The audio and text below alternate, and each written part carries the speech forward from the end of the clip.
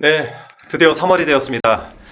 저희는 3월부터 블루파크 새로운 스튜디오에서 시작을 했는데 이제 남이짓살이를 좀 벗어나서 저희가 한 3주 정도 준비한 스튜디오에서 여러분 뵙게 됐습니다. 자, 오늘 쉬는 날이긴 하지만 오늘도 저희는 쉴 수가 없습니다. 이슈들이 끊임없이 있기 때문에 오늘 여러분과 다양한 이야기를 좀 나눠보도록 하겠습니다. 저는 오늘도 블루파크 캐스터 한준호고요. 오늘 새로운 캐스터분을 좀 소개를 해드릴 텐데 어서 오십시오. 일단 얼굴 한번. 네, 반갑습니다. 네, 사실 저희가 모시는데 네. 그 홍보위원장님 등 이렇게 통해 가지고 이재명 대표께서 그렇게 그 추천을 강하게 하셨다고 해서 저희가 모시고 이제 중요한 시기들, 중요한 문제들 현안들 이렇게 하나하나 좀 같이 네. 이야기를 나눠볼까 하는데 제 유튜브도 제대로 못 하고 있는데 이게 저 진짜 중요한 네. 당에서 하는 이런 네. 불파에 참여하게 돼서 개인적으로 영광이고요. 네, 아무튼 이번 대선이 일반적인 선거가 아니라 어떻게 보면 국가적으로 보면 진짜 사느냐 죽느냐 존폐가 걸린 매우 중요한 선거이기 때문에 네. 뭐라도 해야 한다는 생각은 가지고 있습니다. 열심히 해보겠습니다. 네, 감사합니다. 저희가 이제 이 매일 데일리로 프로그램을 진행하는 게 실은 쉽지 않고 또 환경 조성을 하는데도 이제 많은 그 준비가 좀 필요했었는데 저희가 단순히 델리민주의 데일리 프로그램을 준비한다라는 것보다 더 큰 준비를 하기 위해서 시작했다는 점에서 우리 같이 구독해 주시는 시청자분들께서도 좀 즐겁게 구독해 주시고 많이 좀 구독과 좋아요를 좀 부탁을 드리겠습니다. 자, 오늘도 함께 해주시는 분 빼놓을 수가 네, 없죠. 그리고 어서 저를 오십시오. 빼시면 안 됩니다. 네. 네, 오늘 월요일 1일 캐스터 신유진이고요. 다음 주부터는 화요일에 뵐게요. 네, 저희 스튜디오 어떻습니까? 너무 좋습니다. 정말 든든합니다. 여기가 바로 네. 부장이구나. 네, 든든합니다. 저희가 당사 지하를 깨끗하게 밀고 예. 새로 스튜디오를 한 3주에 거쳐서 만들긴 했어요. 그래서 앞으로 이곳에서 저희 불팍을 떠나서 다른 프로그램들도 좀 만들 수 있도록 저희가 구성을 좀 잘 해놨습니다. 자, 오늘 첫 번째 순서를 들어갈 텐데 오늘 2부에서는 불팍의 추장군님, 추다르크라고도 불리는 추미애 의원님 등판하시고요. 기대 많이 해주시기 바랍니다. 월요일 4번 타자 나오셨습니다. 김병조 의원님 어서 나오십시오. 네, 안녕하세요. 오늘 쉬는 날인데 네. 이렇게 모셔가지고 죄송합니다. 아니요, 불팍 여세 스튜디오에서 네. 첫 방송이라서 네. 오히려 영광스럽습니다. 잘 준비됐죠? 네, 아주 뭐 잘 됐고요. 네. 가끔씩 주불리 김병주 유튜브 채널도 여기에서 한번 해야 되겠구나 하는 생각을 하고 있습니다. 좋습니다. 저는 다른 의원님들께서도 네. 좀 네. 이 당사에 만들어 놓은 이 스튜디오를 좀 자주 이용해 주셨으면 네, 좋겠어요. 그렇죠. 네. 네. 요즘에 그 의원님이 너무 상종가예요. 뭐 방송, 유튜브 다 뭐 네. 나갔다 하면 대박 이런데 네. 최근에 저희가 그런 얘기 들었습니다. 집회에서 또 연설을 너무 잘해서 화제가 네. 됐다고 하는데 네. 일단 그 활약상 한번 보시고 네. 이야기 좀 나눠봤으면 좋겠습니다. 네, 준비된 영상 좀 보겠습니다. 주시네요? 저 옆엔 누굽니까?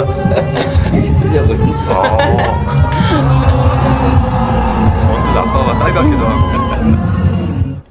네. 야, 저 장면은 언제 찍은 겁니까, 저게? 저 장면이 예. 지난 토요일 날. 그러니까 3.1절 말고 네, 그 전주. 아니야 3일 저 장면은 3.1절 3.1절 그날 비가 조금 오다 왔죠. 그쳤잖아요. 네, 그래서 맞았죠. 우이 있고 네. 옆에 분은 청년인데 지지자분 춤을 너무 잘 춰서 지역구 청년은 아니고. 네네 예. 그래서 옆에서 같이 흥을 돋궈줬습니다. 텐션이 제가. 저랑 비슷하시네요. 네. 맞아. 신인희 변호사 유명합니다. 그러세요. 네. 네. 저는 저 텐션 못 줬습니다. 네, 아주 뭐 열정적으로 네. 음악에 맞추어서 춤을 추고 해서 주변 분들도 그날 비도 오려고 그러고 날씨가 좀 굳었잖아요. 예, 예. 근데 아주 즐거움을 주시던 지지자분들. 정말 많이 모였어요. 이번에. 전날 그 비가 왔고 네. 이제 집회가 시작되면서 비가 멈췄는데 네.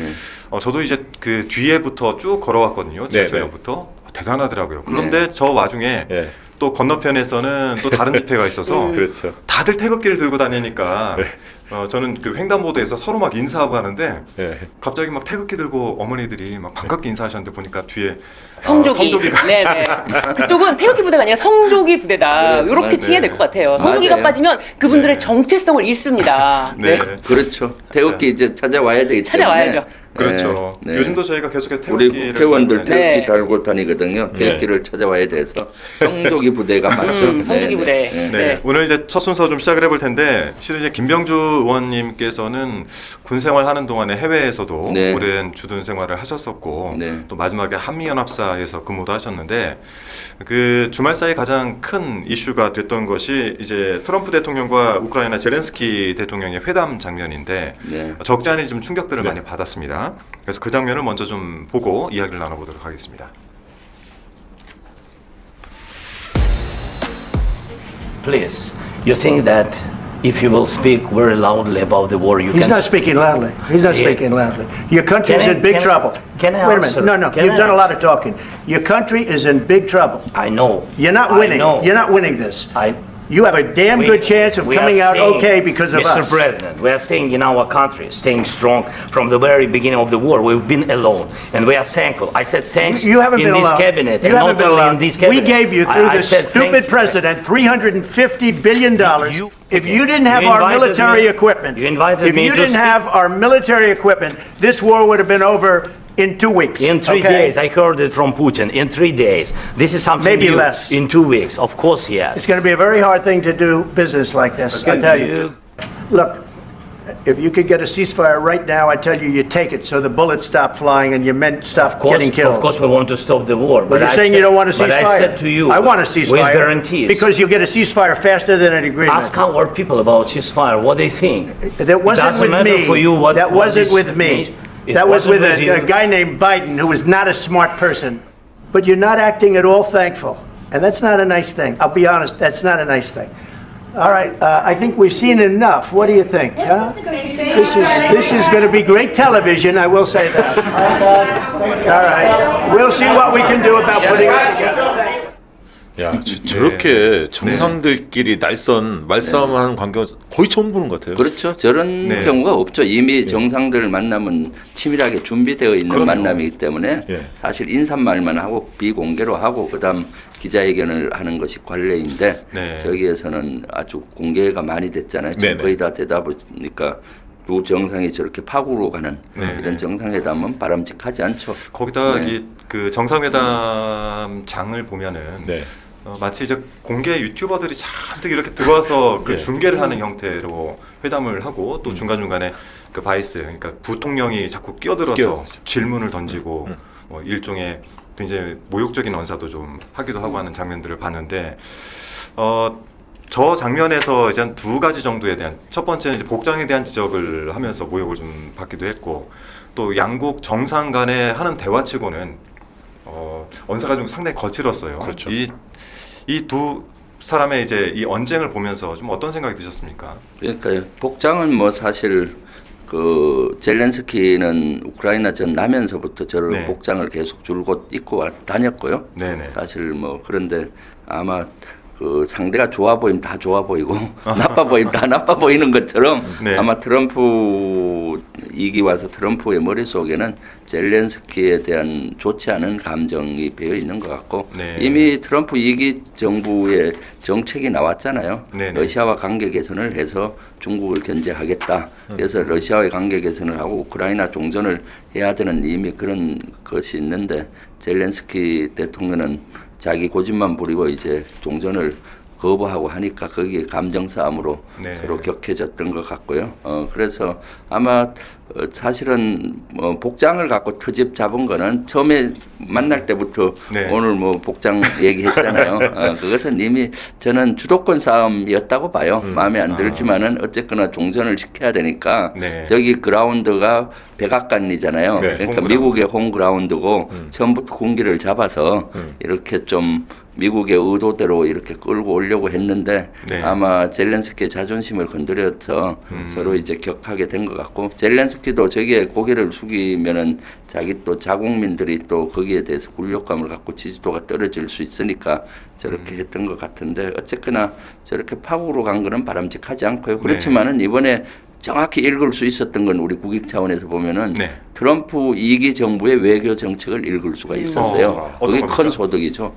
네. 왜냐하면 그동안 바이든 정부에서는 우크라이나 편에 서서 민주주의 가치를 지키기 위해서 민주주의 국가들은 다 연합해야 된다 해서 나토뿐만 네. 아니라 미국이 전폭적으로 지지를 했고 네. 우리 정부도 윤석열 정부도 사실은 계속 우크라이나에 여러 가지 지지를 또 하고 비살상 무기, 인도적 네. 지원도 지원하고 나중에는 뭐 파병까지 하려고 검토했었잖아요. 살상 무기 큰일 날 검토도. 뻔했어요. 그러니까요. 그랬는데 네. 사실은 트럼프는 철저히 미국 우선주의를 했죠. 전통적인 나토와 가까이 하면서 러시아를 대항하는 전략에서 180도 바뀐 것 같아요. 네. 이제는 러시아와 국교를 정상화하고 러시아와 친해지면서 중국을 견제하겠다. 유럽은 너들 알아서 해라. 이런 입장이 딱 지금 그 보이죠. 언론에서는 이 네. 회담 결렬을 보면서 미국도 아니면 우크라이나도 승자가 아니고 이번 회담에 결국 러시아만 좋은 일 시켰다 이렇게 해석도 하거든요. 네. 그건 어떤 의미가 있는 건가요? 그렇죠. 러시아는 지금 표정 관리를 하고 있을 겁니다. 러시아도 이제 3년이 되니까 되게 죽을 지경이거든요. 전쟁 3년 하면 국고가 낭비되고 얼마나 어렵습니까? 그래서 적절한 선에서 종전을 하면은 현 전선에서 종전하면은 그래도 러시아가 얻는 것이 많아요. 실제 땅을 많이 차지했기 때문에 네. 그래서 그렇게 하고 싶었는데 바이든 때는 그게 안 됐잖아요. 네. 그런데 트럼프하고는 지금 말이 잘 되고 있어요. 2월 12일 날 트럼프와 푸틴이 90분 전화를 해요. 그때부터 이제 완전히 분위기가 전환이 돼서 친러시아 관계 개선이 시작이 됐고 네. 2월 18일 날 사우디에서 그 러시아와 미국이 장관급 회담을 했어요. 네. 여기서는 처음에는 세계가 우크라이나 종전에 대한 협의를 푸틴과 미국이 하는 것 아니냐라고 봤었는데 그거라기보다는 러시아와 미국의 관계 개선에 네네. 대한 게 주가 됐어요. 그러니까 확실히 이미 많이 나가고 있었습니다. 네. 그러면 이제 이번에 확실히 젤렌스키를 설득을 시켜서 종전을 끌어내고 그다음 러시아와 관계 개선을 하게 되면은 미국 입장에서는 중국을 견제할 수 있는 네. 발판이 생기잖아요. 그래서 그런 측면에서 러시아는 지금 뭐 회심의 미소를 짓고 있죠. 네. 그런데 제가 이렇게 보니까 저게 좀 편집된 부분 말고 좀 더 앞부분까지 잘 보면은 젤렌스키는 정치인 뭐 대통령으로서 자국을 위한 협정을 하러 온 사람이라기보다는 글쎄요. 자신의 정치적인 메시지를 자국민들에게 계속 주면서 좀 자신의 인기 관리를 계속 하는 듯한 느낌도 들고 그런 과정에서 결국은 협정을 하러 온 것이 아니라는 트럼프가 이렇게 딱 예, 협정하러 온 거 아니구나, 사인하러 온 거 아니구나 싶으니까 이제 얘기 그만해야겠다 싶어서 마지막에는 그렇게 이거 TV쇼다 막 이렇게 끝난 게 아닐까 싶은 생각이 들었는데요. 그 젤렌스키의 메시지라든지 그 전체적인 그런 건 어떻게 보셨나요? 글쎄요. 젤렌스키도 지금 가장 위기에 봉착된 것이 사실 젤렌스키예요. 미국 도움 없이는 젤렌스키는 우크라이나 전을 끌고 갈 수가 없기 때문에 미국의 도움이 절실한 것이 사실이고요. 나토 도움보다도 미국의 네, 도움이 그렇죠. 하기 때문에 어떻게든 도움을 끌어내기 위해서 아마 저 끝나고 나서 강물협정까지 실무장관선에서는 다 준비가 돼 있었는데 네. 그때 저렇게 된 것은 아마 제가 봤을 때 원래 트럼프가 인내력이 부족해요. 실제로 만나보신 적도 맞아. 하노이 정상회담, 미국 정상회담도 실패한 이유가 네. 그렇게 뽑을 수가 있어요. 트럼프의 인내력 부족. 네. 그다음 김정은의 그 외교 노력 부족. 네. 그거와 비슷해요. 지금 장면이. 젤렌스키는 원래 연예인 출신이잖아요. 네. 그렇죠. 그러면서 사실 우크라이나 전에 배경 그 전에도 우크라이나가 침공한 게 제일 큰 죄이긴 하지만은 네. 거기에 대해서 계속 나토에 가입하겠다 하면서 그걸 분위기를 조성한 이후에 우크라이나 전쟁 나면서 초기에 아주 도망 안 가고 하면서 마치 세계적인 영웅처럼 됐지만 실질적으로는 그렇게 전쟁으로 계속 몰고 가는 리더는 적절하지 않잖아요. 그런데 아마 협상하러 왔는데 젤렌스키의 미숙함, 네. 트럼프의 인내력 부족 저것이 두 정상 다 사실은 마이너스죠. 네. 저렇게 싸우는 모습 세계가 지켜보고 뭐라고 생각하겠습니까? 근데 이제 이렇게 되면 네. 트럼프의 성격상 젤렌스키를 제거하는 쪽으로 가려고 하지 않을까요? 네, 지금 그런 얘기가 바로 나왔잖아요. 네. 지금 보면은 마이크 왈츠 백악관 안보 보좌관이 CNN 인터뷰에서 트럼프가 젤렌스키 사임을 원하느냐는 질문에 대해서 우리와 협상을 하고 궁극적으로 러시아와 협상을 위해서는 전쟁을 끝낼 지도자가 필요하다. 그러니까요. 젤렌스키는 개인적인 동기로 전쟁을 끝내는데 반대하고 있다라고 해서 전쟁을 끝낼 지도자 바꿀 의향이 있다는 걸 비췄고 미국 네. 조회에서도 마이크 존슨 하원 의장은 더 강하게 얘기했어요. MBC 방송 인터뷰에서 젤렌스키 대통령이 감사한 마음으로 협상에 돌아오지 않으면은 다른 누군가를 네. 나카가 나라를 이끌어야 된다 우크라이나를 그러니까 바꾸겠다는 그런 것 거예요. 같아요. 스콥 베센트 재무장관도 이런 상태에서는 우크라이나와 경제 협정은 네. 하지 않겠다. 사실 굉장히 그 네. 위협적인 인터뷰들입니다. 네. 뭐 이제 참고삼아 말씀드리면 젤렌스키의 대통령 임기는 실제 끝났고 전쟁으로 인해서 대통령 선거가 없는 상태 아닙니까? 예. 그러니까 이거를 지금 현재 미국에서 바라봤을 때 그 주요한 인물들의 그 언론사와의 인터뷰들은 큰 메시지라고 생각이 드는데 반면 이제 그 트럼프하고의 만남 뒤에 영국을 찾았는데 스타머 총리하고의 만남은 또 완전 반대되는 이미지였어요. 네.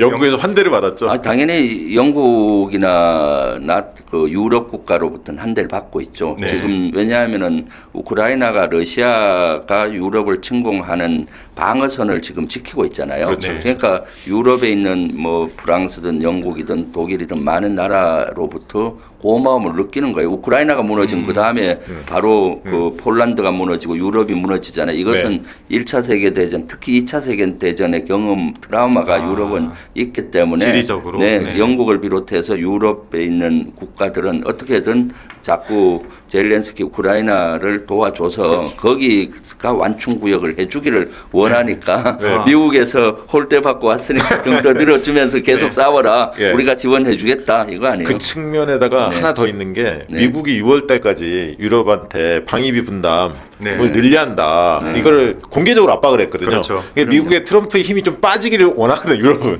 네. 그런 측면에 더 젤렌스키를 환대하지 않았을까 생각도 듭니다. 네. 근데 젤렌스키가 또 영국에 가갖고 우리는 여러분들의 도움이 필요합니다. 지원이 필요합니다. 막 이러니까 네. 영국에서 바로 그 자리에서 4조 1천억 원 규모 추가 차관. 야 이거 굉장히 화끈하네요. 네, 그럴 수밖에 없죠. 우크라이나가 러시아로부터 무너진 유럽은 네. 큰일 나기 때문에 잘 싸워주길 원하고 대리전을 해주길 원하기 때문에 네. 돈과 장비, 군사를 대주는 거죠. 대신 파병은 하지 않고요. 그래도 이 상태에서 미국을 넘어서지 않으면 젤렌스키 입장에서 버티기가 쉽지 않을 것 같은데 다시 만나러 갈까요? 글쎄요, 이것은 다시 협상할 수밖에 없을 겁니다. 네. 왜냐하면 러시아가 지금 어떤 지원도 하지 않을 확률이 많아요. 미국이 네.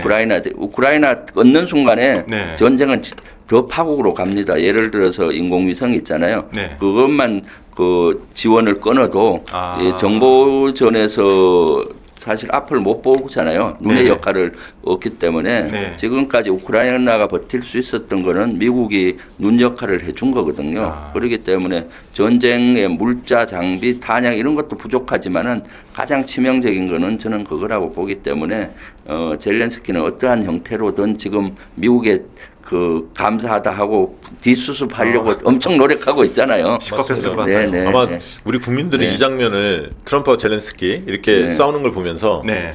조만간 이제 윤석열 파면이 이루어질 텐데 그러면 조기 대선이 들어가고 과연 트럼프를 누가 상대하는 게 우리 국익에 도움이 될까? 네. 이걸 머릿속에 그렸을 것 같아요. 그렇죠. 이재명 대표나 또 국민의힘 쪽의 후보 누가 그럼요. 트럼프를 상대할 수 있지? 그러려면 뭔가 강인한 리더십, 그다음에 준비된 외교 역량 이런 네. 게 이제 필요할 텐데 네. 그런 측면에서 트럼프의 저런 행태를 보면서 야 이재명 대표밖에 없겠구나 상대할 사람, 우리 국익을 지켜줄 사람 네. 이런 생각을 더 가졌을 것 같거든요. 네. 의원님 어떻게 보셨습니까? 아, 그렇죠. 사실 그동안 트럼프를 상대하기에는 제가 전에도 얘기했는데 이재명 대표하고는 케미가 잘 맞을 것이다라는 생각을 해왔어요. 윤석열하고는 안 맞을 것이다. 이미 12.3 내란 이전에도 네. 트럼프가 대통령 당선되기 전에 제가 계속 얘기했던 게 그겁니다. 왜냐하면은 우리 그동안 민주당이 지향해 왔던 지점이 우크라이나 전쟁에서 맞아떨어지구나 하는 걸 네. 느꼈어요. 왜냐하면 우리는 우크라이나에 비인도적인 지원만 해야지 살상무기나 파병해서는 안 된다라고 그 선을 그었잖아요. 네. 그렇죠. 이재명 대표도 그렇고 민주당 우리 그었는데 이유가 우크라이나의 탄약이나 또는 파병을 하게 되면 러시아와 척을 져버려요. 그러면 앞으로 우리가 기회가 없어지는 겁니다. 그래서 우크라이나 전쟁이 러시아하고는 척지지 말고 우크라이나 전쟁이 끝난 바로 러시아와 관계 복원을 하고 러시아와 북한의 밀착 관계 지금 동맹으로 갔잖아요. 그걸 그렇죠. 끊어야만이 네네. 우리에게 국익이 되는데 지금 트럼프가 원하는 게 그거잖아요. 네네. 그렇기 때문에 당장 우리 이재명 대표와 우리 민주당이 생각하는 거와 네. 트럼프가 일치해요. 네. 그렇기 때문에 케미가 아주 잘 맞는 거죠. 네. 네네. 지금 그런데 댓글로 윤석열은 어땠습니까? 지금 어떻게든 우크라이나 파병 보내고 뭐 살상무기 보내려고 검토하고 또 거기에서 마치 전쟁을 우리 한반도로 끌고 오려고 막 하고 했었잖아요. 네네. 윤석열이가 12.3 내란이 안 했더라도 지금 엄청 트럼프하고 어려움에 동착할 확률이 많죠. 네. 지금 댓글로도 지금 두 실용주의자의 만남이 기대된다라고 그렇죠. 하고 또 써니님은 네. 간만에 외교 얘기 재밌네요라고 해주시고 또 네. 혜진님 또 많은 분들 호수님 이재명 대표님만 믿고 따라가면 돼요. 뭐 댓글이 주옥 같습니다. 저도 사실 기대가 돼요. 그렇죠. 이재명 대표님이 외교 이런 데도 늘 국익 중심 실용 외교이기 때문에 지금 트럼프 대통령이 하는 러시아 우크라이나 전쟁에 보는 관점과 비슷해요. 네. 자, 저희 국내 얘기 좀 들어가 보겠습니다. 네. 그 주말 사이에 이제 3월 들어오는 그 지점부터 그 김세만 전 중앙선거관리위원회 전 사무총장 이와 관련된 세컨폰으로 정치인들과 통화를 했다라는 부분으로 국민의힘 측에서 굉장히 공격들을 좀 많이 해오고 있는데 이 부분 저희는 좀 심각하게 그 국민의힘 측에서 떠들고 있어가지고 네네. 뭔가 내용을 봤더니 이 내용을 막상 또 떠들러 보니 결국 국민의힘이 적은 국민의힘이더라만 밝혀진 것 같습니다. 본전도 못 차렸죠. 네. 그러니까요. 관련된 영상 하나 보고 같이 또 이야기 나눠보겠습니다. 그걸로 정치인들하고 비밀 통화했답니다. 나쁜 짓 하는 선관위가 우리의 소중한 한 표를 지킬 수 있겠습니까, 여러분?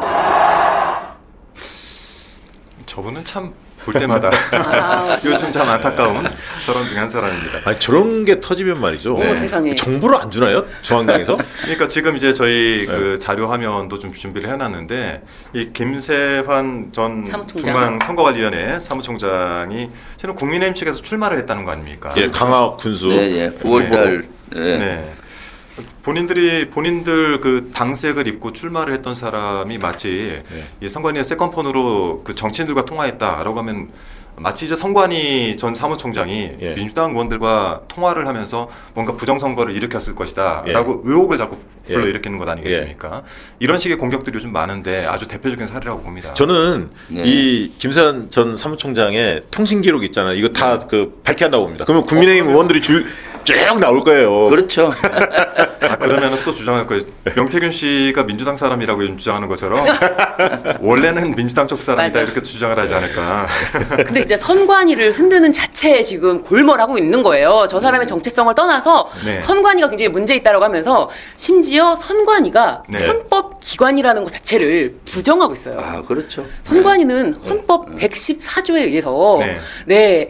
헌법 기관이고요. 그러니까 헌법 기관인데 이걸 막 설명해 달라는 거예요. 국회, 정부, 네네. 법원 모두 헌법 기관이듯이 선관위도 마찬가지다. 대체할 수가 없다.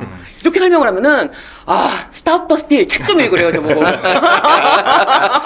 그렇죠. 아니, 근데 선관위의 위원장부터 해서 사무총장 등 그분들이 대개 누가 임명을 하는 겁니까? 그렇죠. 이번 정부에서. 예, 이번 정부 사람들이죠. 그렇죠. 그래서 이런 공격들이 지금 현재 헌재를 흔들고 선관위를 흔들고 본인들이 이 탄핵 정국에서 벗어나려는 발버둥처럼 보이긴 하는데 그래서 이제 저희 같은 프로그램에서 팩트 체크를 좀 명확하게 해줄 필요가 있는 것 같아요. 네네. 네. 그렇습니다.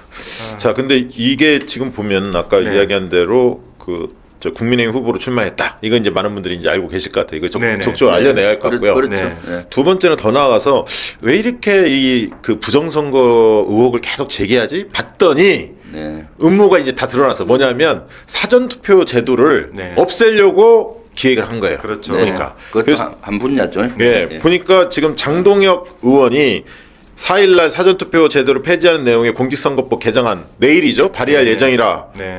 밝혔고요. 네. 그다음에 한동훈 전 대표가 1일날 자신의 SNS에 선관위 세컨드폰 의혹을 언급하면서 사전투표를 없애는 대신 본투표 기간을 연장해야 한다 이런 네, 주장을 사흘로 펼치기도 했고요. 연장하자. 네. 예. 그리고 권성동 원내대표도 사전투표 제도에 대한 찬반 양론이 있기 때문에 나중에 당내에서 의원총회 열어서 논의하겠다 이렇게까지 이야기를 했거든요. 네. 네, 이들이 일사불란하게 그 프레임을 자꾸 짜 들어가는 것 중에 하나가 그렇죠. 네. 사전투표율이 높으면 민주당에게 유리하다라든지 네. 뭐 이런 이제 사전투표가 민주당 진영에 유리하다라는 것들이 저들이 가지고 있는 생각 네, 아니겠습니까? 왜냐하면 이제 직장인들이 많기 때문에 금요일날, 토요일날 선거를 치르기 때문에 네. 사실상 선거일이 3일 되는 거잖아요. 본투표, 네, 사전투표인데 그렇죠. 사전투표가 벌써 본투표 대비 거의 40% 넘게 투표율을 기록하고 있습니다. 참고로 네, 네. 지난 대선 때 전체 투표율이 77.1% 했는데 사전투표가 36.93이에요. 거의 절반에 가까워요. 그러네요. 총선 때도 전체 투표율이 67이었는데 사전투표가 31입니다. 그러니까 40% 훌쩍 넘어가거든요. 완전히 자리를 잡고 있는 거예요. 그렇죠. 네. 저들 주장대로 한다면은 본투표를 사흘하게 되는 경우와 네. 사전투표 이틀을 하고 본투표하는 경우를 대비해 보면은 네. 저희가 어쨌든 대선에서는 한 5%만 이겨도 네네. 5% 포인트만 벌려도 크게 이기는 거라고 보는데 네. 어느 정도 영향을 미칠까요? 왜냐하면 사전투표하고 본투표 차이는 뭐냐면 잘 아시겠지만 본투표는 자기가 거주지에 네. 그 투표소에 가야잖아요. 근데 사전투표는 외부에서도 투표할 수가 있거든요. 네. 그 투표할 수가 있잖아요. 그쵸. 자기 거주지가 네, 맞습니다. 아니더라도 그게 그렇죠. 편리성이 있거든. 그러면 전국 어디에서나. 적어도 네. 분당이라면 네. 유권자가 투표하기 편의성을 최대한 높여줘야 돼요. 유권자가 그렇죠. 편리하게 투표할 수 있는 환경을 만들어주는 게 공당의 역할입니다. 그래서 투표율이 그렇죠. 높게 나올 수 있도록 만들어줘야지 네. 투표를 하기 어렵게 만드는 이런 국힘 이거는 완전히 개변이고요. 꼼수죠. 네. 예. 지금 국힘이나 저 윤석열 측에서는 계속 프레임을 전환하잖아요. 네. 12.3 내란 때는 내란 배경이 부정선거다 아. 해서 부정선거 나중에 내란이 성공했으면 부정선거 맞고 고문해서 네. 해서 22대 총선 무효다 해갖고 국회 해산하고 뭐 비상입법기구 만들어서 하려는데 실패했잖아요. 네네. 그런데 이제 가장 저는 여기서 공격 포인트가 그 감사원이 선관위를 직무 감찰한 거를 네네. 헌재에서 위헌이라고 판단했잖아요. 맞아요. 지난주에. 네, 판단했습니다. 네네. 그것은 저는 아주 이번 헌재 윤석열 판결에 아주 바로메타라고 봐요. 왜냐하면은 감사원이 선관위를 직무 감사한 것도 중대한 위헌인데 그렇죠. 선관위를 총칼 든 군인이 가서 한 것은 네. 엄청난 위헌이에요. 그렇죠. 그거 하나만으로도 윤석열을 파면한 수가 있잖아요. 그 논리 때문에 이 선관위를 계속 공격하는데 처음에는 부정선거로 국회 예산하려고 하다가 이게 제대로 안 되고 성공을 못하니까 이번엔 프레임을 전환해서 사무총장을 막 전 사무총장을 네네. 공격은 그 사람이 국민의힘 후보로 막 나왔잖아요. 콩볼 찬 그러니까 거죠. 이제 저는 네. 이거 아닌가 하고 이번에는 이게 사전 투표가 부정이 많았다 네. 없애자 이렇게 해서 자꾸 전환해가는. 근데 이거는 네. 우리 그 지지자들이 네. 사전투표 제도를 없애려고 한다. 국민의힘이 이거 네. 적극적으로 홍보해야 돼요. 네. 이거는 중도층이 정말 열받아 할 만한 그렇죠. 얘기입니다. 그럼요. 이거 완전 구구 주장에 매몰되는 거거든요. 네. 근데 이건 적극적으로 홍보할 필요가 있어요. 그렇죠. 사실 30대, 40대 직장인들, 50대로 네. 마찬가지고 직장인 분들은 사전 투표가 되게 편리하죠. 편리하잖아요. 그런데 본투표 하려면 자기가 네. 사는 지역에 가서 해야 되니까 네. 또 집에 떨어져 있는 분들이나 네. 이런 분들은 사전 투표가 너무 편리하거든요. 그러니까 그만큼 네. 대선에 자신 없다는 것을 네. 스스로가 네. 밝힌 겁니다. 그렇죠. 이들이 짠 이 쭉 타임라인 프레임이 있는데 부정선거를 주장하고 네. 그리고 나서 뭐 선관위에 문제가 있는 거를 뭐 마치 밝히는 것처럼 하고 이 문제 제기를 통해서 사전 투표를 없애버리고 본인들에게 유리한 지형을 만들어서 다음에도 본인들이 다시 한번 정권을 잡아보겠다. 지금 이 흐름으로 가다가 하나하나가 전부 다 지금 다 막히고 있는 것 아니겠습니까? 그러니까요. 네. 그럼에도 불구하고 사전투표는 실시될 것이고 이들도 막판에 가면은 사전투표 하세요 또 이렇게 나올 거예요. 윤석열 그랬잖아요. 지난 그렇게 대선 나올 때. 겁니다. 네, 총선 때 네. 사전투표 적극 장려하면서 네. 자신이 직접 모델로 나섰습니다. 적극 아. 사전투표 장려했거든요. 네. 그리고 국민의힘이 다 직접 감시하고 있다라고 하면서 네. 아예 공당 차원에서 윤석열 모델로 해서 사전투표 홍보를 했기 때문에 아마 지금 네. 아무런 논리가 없잖아요. 아무런 뭐 내세울 게 없기 때문에 지금 하는 말이고 좀 있으면 대선 주자가 저쪽에서 정해지면 또 대선 흐름에 맞춰서 사전투표 장려하지 않을까요? 그러니까 국짐국이란 말이 괜히 나오고 있습니까? 국민의힘 짐은 적은 국적국, 적은 국민의힘이다. 네. 자, 오늘 저희 김병주 의원님 쉬는 날도 이렇게 네. 나와주셔서 너무 감사드리고요. 저희 또 다음 주에 네. 뵙도록 하겠습니다. 네. 고맙습니다. 네. 자, 히트앤런 시간 여기서 마무리하고 이어지는 불팍 초대석에서는 추미애 의원님 함께 하시겠습니다. 신유진 변호사님도 저도 다음 주 고생하셨습니다. 화요일에 뵙겠습니다. 네, 고맙습니다. 감사합니다. 감사합니다. 수고하셨습니다.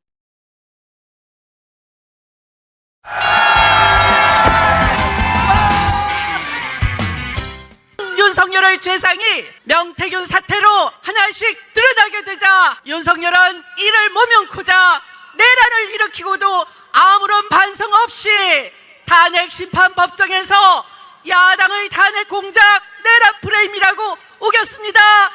내란 속에 윤석열의 하수인이던 검찰은 진윤 검사였던 주진우가 공수처를 물어뜯자 말자 즉각 검찰이 내란 수괴를 체포했던 공수처를 압수수색했습니다. 검찰은 내란에 가담한 것이 명백합니다. 그런데도 셀프 수사로 검찰만 쏙 빼고 수사에서 제외하더니 이제 본색을 제대로 드러내고 있는 것입니다. 검찰은 내란 수사 방해를 중단하라! 헌재의 신속한 탄핵 인용만이 무너진 법과 도덕을 회복시킬 수 있습니다. 신속한 탄핵 인용으로 대한민국 국가의 불확실성을 조속히 종결시켜 주십시오. 스튜디오로 옮기고 나서 첫 번째 초대 손님으로 추미애 의원님 모셨습니다. 야. 반갑습니다. 안녕하세요. 네, 어떻습니까? 스튜디오 만드는 훌륭합니다.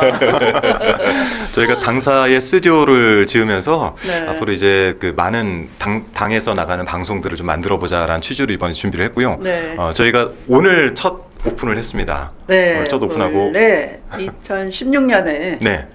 민주 정편을 우리가 만들려고 했잖아요. 맞아. 네, 왜 맞아. 민주 정편이냐? 네. 이 정편들이 네.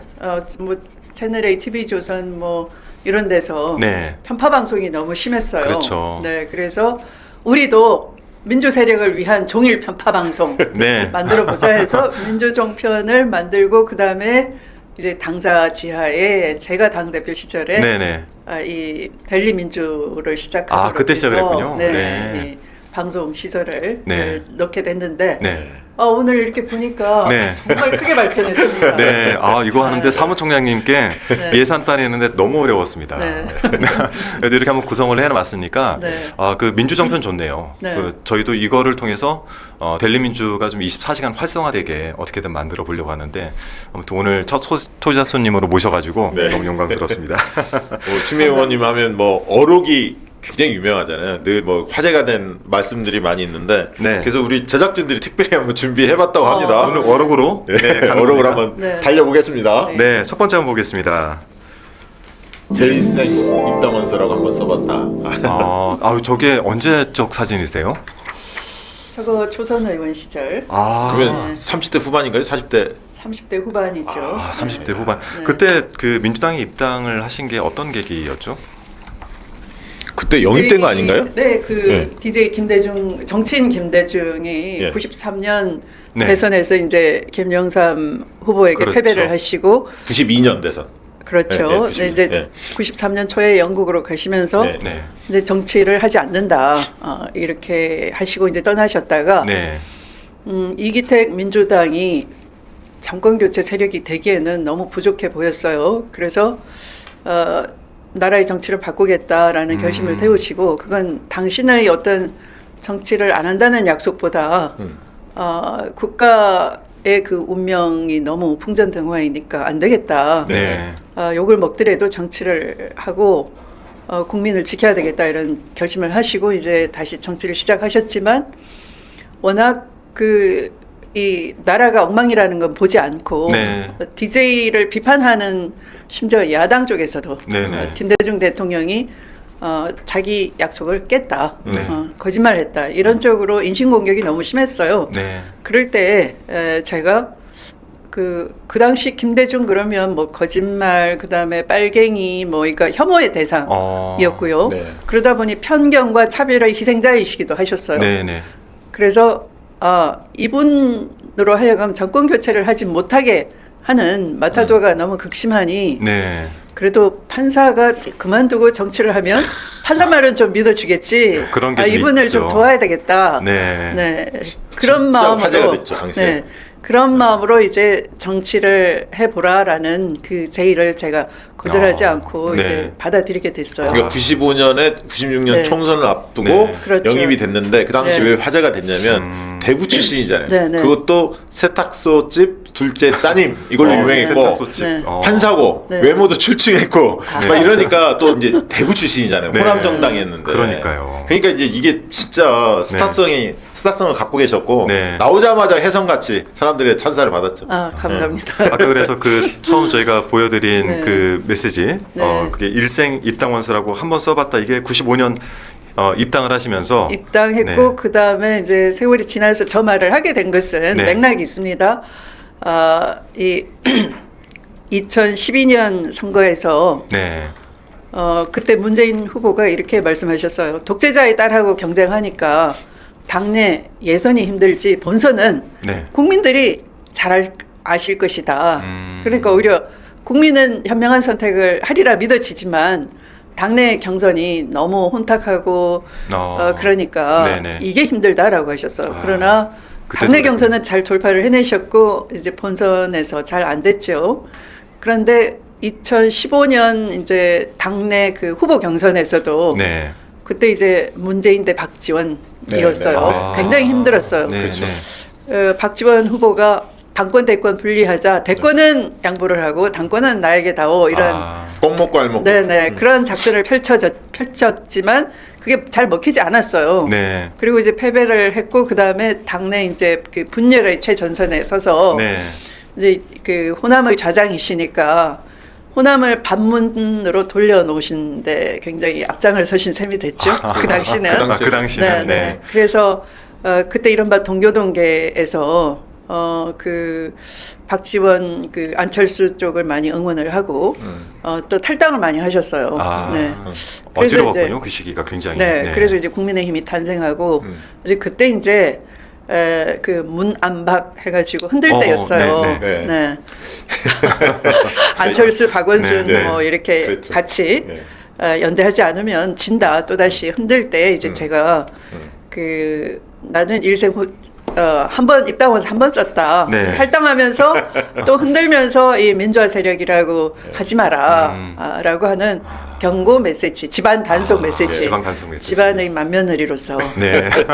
우리 저 의원님 하면은 또 그 네. 별명이 유명하거든요. 네. 여러 가지 별명이 시대별로 나눠서 불리웠는데 네, 네, 네. 제작진이 한 4가지 준비해봤습니다. 저 추다르크 이건 뭐 대표적인 그렇죠. 별명이 지금도 있죠. 그렇게 많이들 부르시죠. 15대 김대중 대통령 대선 때 네. DJ 특보 유세단장으로 활약하시면서 영호남을 아우를 수 있는 그런 활동을 하시면서 이제 프랑스 영웅이죠. 산다르크 벤치마킹에서 추다르크 이런 이미지가 별명이 붙었고 돼지엄마 저거는 저도 기억납니다. 그때 저희 의원님 같이 모셨는데 네. 국민참여운동본부 네, 네, 네. 국민참여본부에서 돼지 저금통 네, 네. 희망돼지 네. 저금통으로 노무현 네, 네. 대통령 그 자원봉사하고 거기서 네. 십시일반 만들어서 네, 그 네. 돼지 아. 저금통으로 모아서 선거자금 마련하지 않았습니까? 네, 네. 누구보다 네. 앞장선 게 바로 그 당시에 추미애 의원님이시거든요. 그래서 돼지 엄마. 돼지 엄마. 네, 그 노무현 후보가 이제 당이 집권 여당인데도 네. 후보를 지원치 않은 거예요.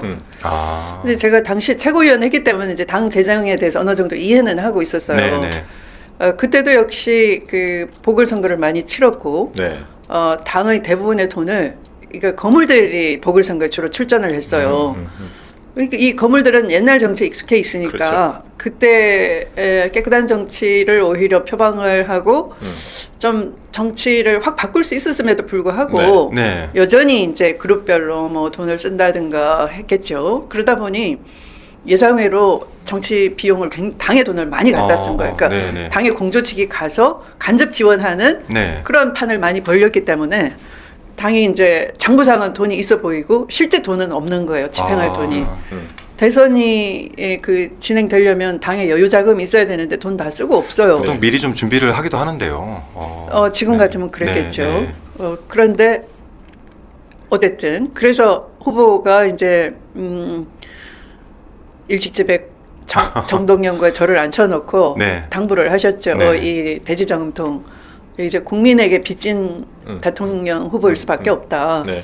이 돈을 좀 모아다오. 검은 돈 안 받으려고 한 거예요. 네, 기업들한테. 네. 그래서 이제 이 돼지저금통을 주셨는데 제가 그때 저는 안 믿었어요. 네. 될까? 약간 웃음을 머금은 채로 네. 아니 후보님 이렇게 그 정도 돈이 말리려고 모일지 몰랐지 사실. 예. 농담하시는 줄 알고 후보님 아주 안정하시고 우리 네, 좀 네. 생각해 보자고요. 뭐 이렇게 말리려고 했는데 너무나 단호하신 거예요. 네, 그래서 이제 그 대지 저금통을 들고 네. 그때 이제 그 노사모 대부분들은 밖에서 활동을 하시고 네. 근데 우리는 이게 잘못하면 선거법 위반에 걸릴 수 있으니까 뭐 이렇게 다르게 뭐 기부 행위를 받았다 이런 식으로 이제 걸릴까봐 주로는 이제 공조직을 네, 네. 통해서 이제 우리 정당 조직이 후보하고는 상당한 거리감이 있었어요. 네. 그래서 저는 주로 공조직 쪽으로 들어가서 그 당원들에게 후보 알리기도 하고 또 이 후원금을 내라라고도 하고 이렇게 독려를 했는데 한 번은 연설을 하게 됐어요. 네. 그때 이제 어떤 분이 연설 마치고 이동 중에 이제 잠시 이제 모여든 그 군중들 박수 쳐주고 하니까 내려서 이제 악수도 네네. 하고 다음 장소로 걸어서 이제 이동하게 됐는데 네. 아마 부산 시청 앞이었을 거예요. 부산. 네. 네, 근데 그분이 아마 시청 미화원 아니셨던가 싶어요. 꼬깃꼬깃한 그 돈 얼마나 땀에 젖었을까요? 네, 네, 네. 정말 이 성실한 돈이죠. 땀 흘려 번 네. 돈이죠. 그걸 이게 주고 싶어서 저를 쫓아왔던 거예요. 그래서 주는 쪽이 오히려 네. 그 액수가 적다고 미안해 하시는 거예요. 그게 정말 진심이 담긴 건데. 네, 그 얼마나 힘이 되는 돈이겠어요. 그래서 이걸 받는 게 미안한데 그때 그 후보님 말씀이 떠올랐어요. 내가 빚지는 국민에게 빚지는 후보다라는 게. 네. 그래서 늘 연설에 국민에게 빚진 대통령, 네. 국민과의 약속을 잊지 않겠다. 그래서 너무 감동으로 막 전율인 거예요. 딱 전해지는 맞습니다. 거예요. 네. 저분들이 어떤 열망을 가지고 이걸 전하고 싶었을까. 그 어떤 그 돈보다 더 격려가 되고 힘이 네. 되고 꼭 이겨야 되겠다. 그런 막 결심이 생기잖아요. 그래서 네. 노무현 대통령이 너무나 네. 고마워서 네. 마지막 유세 때 네. 정몽준 막 응원하는 메시지가 많으니까 우리에게 정동영 추미애도 있다. 거기서 삐진 거잖아요, 정몽준이. 그리고 그 많은 분들이 좀 그 오래 지나다 보니까 까먹는데 우리 추미애 의원님이 당 대표를 하셨어요. 네, 2016년에 탄핵 전국 때. 그때 탄핵 전국을 이끌으셨거든요. 네. 근데 살짝 잊어먹고 워낙 활동을 많이 해서 그때 별명은 느와르 메이커. 나왔다가 하면은 뭐 인기가 폭발했는데 그 왜냐면 별명이 또 여성 그때 나온 건가요? 최초의 여당 네. 대표이셨거든요. 그래서 그때 별명이 느와르 메이커였고요. 마지막으로 또 화제가 됐던 게 추미애가 옳았다. 맞아요. 최근까지도 이 네. 그 별명은 유지가 됩니다. 왜냐하면 네. 검찰 개혁 과정에서 네, 윤석열과 맞서 싸웠었고 네, 그 당시에 네. 그리고 윤석열이 어떤 사람이라는 게 3년간 폭정을 겪으면서 계엄을 겪어보면서 우리가 다 알았잖아요. 네. 그래서 검찰 개혁 과정에서 추미애 의원님이 그때 그 원칙을 지켰던 이런 네, 것들이 네. 재평가됐거든요. 네. 그래서 추미애가 옳았다. 이게 마지막 별명으로. 저거 말고도 이제 추장군이라는 별명도 있으시고 사실 본인이 별명을 고르기는 어려운데 저 중에서 가장 그래도 이렇게 불러주면 좋다라는 별명이 있으신가요? 별명 근데 제가 만든 게 아니고. 그러니까요. 근데 지지자들 만나면 어떤 별명 많이 부릅니까? 지지자들이? 요즘은 추장군이에요. 네, 추장군. 네. 그걸로 하시죠, 뭐. 추장군. 그러니까 저쪽에 없는데 저는 개인적으로 아까 네. 소개를 드릴 때도 그랬지만 네. 추장군님 이렇게 부르는 분들이 집회 현장에 가면 많더라고요. 그게 존경심을 담아서 부르는 거잖아요, 사실. 그럼요. 네, 그리고 추장군님. 이제 당의 한 지도자로서 이제 지지자들이 바라보고 있다라는 느낌도 좀 있고 해서 네. 추다르크는 뭔가 혼자서 막 앞으로 나가는 느낌이지만 추장군은 사람들과 함께 가는 네, 느낌이 네, 좀 네. 있어서 저는 네. 개인적으로 추장군이 네. 참 좋습니다. 그리고 그 의원님 좀 네. 또 법무장관 시절에 네. 그 마무리하면서 또 그때도 그 산산조각이라는 정호성 시인의 그 시구를 또 인용해서 많은 화제를 낳기도 했거든요. 기억나십니까? 네네네. 나죠. 네, 나죠. 그때 그 시구를 뭐 내용을 보니까 제가 네. 간단히 읽어드리면 산산조각이 나면 산산조각을 얻을 수 있지 이렇게 인용하시면서 모든 것을 바친다 했는데도 아직도 조각으로 남아있다. 산산조각이 나더라도 공명정대한 세상을 향한 꿈이었다며 조각도 온전함과 일체로 여전히 함께하고 있다. 이런 글귀를 남기셨거든요. 네. 그때 어떤 심경을 담아서 이런 메시지를 남기셨나요? 아마도 제가 법무부 장관에 물러나니까 윤석열 쪽은 법무부 장관 물러나라고 네. 로비도 치열하게 했을 겁니다. 자기 살아남아야 네, 되니까. 이 사람은 권력을 향한 욕망이 너무 강한 사람이에요. 내부에서 그런 이야기가 많이 돌았었죠. 네, 그러니까 절대 안 물러날 사람인데 이제 마지막까지 그 청와대나 또는 이제 당 그 당시 이제 이낙연 대표 체제였죠. 네. 그러니까 아마 마지막까지도 그 물러나지 않을까, 장관이 물러나면, 그러니까 스스로 물러나기를 어떻게 보면 어떤 이 신사도가 있지 않을까 일말의 기대를 했던 것 같아요. 네. 절대 그럴 사람이 아니죠. 그 본질을 간과한 거죠. 그 당시 이제 정무적 판단을 못했다라고 볼 수 있어요. 청와대와 당 일각에서. 네. 물론 의원님들은 아니었을 거예요. 그때 뭐 탄핵해야 된다 그럼요. 얘기도 하셨으니까.